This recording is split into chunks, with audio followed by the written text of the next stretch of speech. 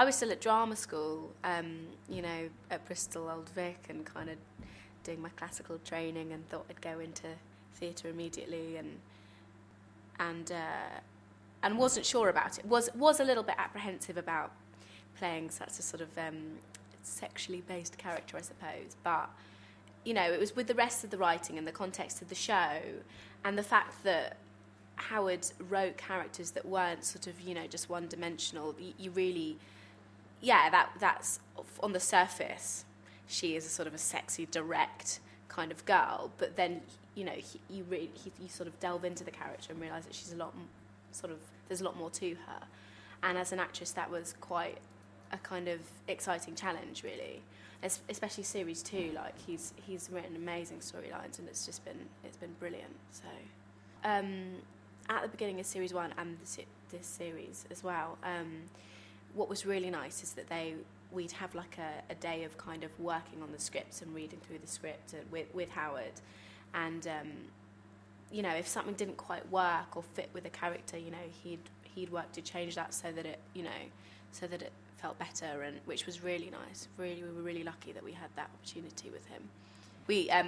We had to do a couple of kind of interview situations with Howard, and he was sort of saying, so any requests? So less inappropriate sexual things to do on screen. I think my friends thought it was all hilarious. Everyone knew I was going to be doing it because, you know, like my parents knew, because I was, you know, when I was contemplating taking the part, I was like, Mum, I'm going to be having to do this. And they were like, you know, you're an actress, it's part of it, you know. No, you know, it was, it's been quite nice this series round, because as the character develops, you know, I mean, that whole kind of thing with my characters is a massive front in terms of who she is, and as she develops, you kind of see the person really, and I can't really say too much about it, but she sort of moves away from that massively and becomes more serious about things. So it was nice. It was it was actually quite nerve-wracking in a way, because the series 2 picks up at exactly where we left off in series 1. And it was a little bit like, oh, you want to make sure that the continuity of the character, apart from anything else, is right. You know, you've had a whole massive gap in between. And when you're doing it, you know, it's just it's a big kind of journey and a flow, and you know, you really get settled in.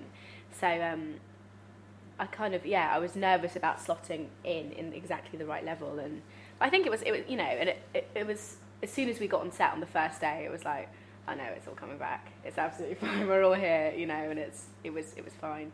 Just massive development with the characters and storylines, and sort of big storylines running all the way through, rather than last time when you know, the characters were being introduced, sort of each character had their own episode really. That's not really so much the case. It's just, you know, the story starts and it's a lot bigger, a lot of drama, gets very, very dark. Our characters, I'd say there's a lot of kind of our characters kind of learning to harness their powers and coming to terms with their powers, and it's a lot of fun.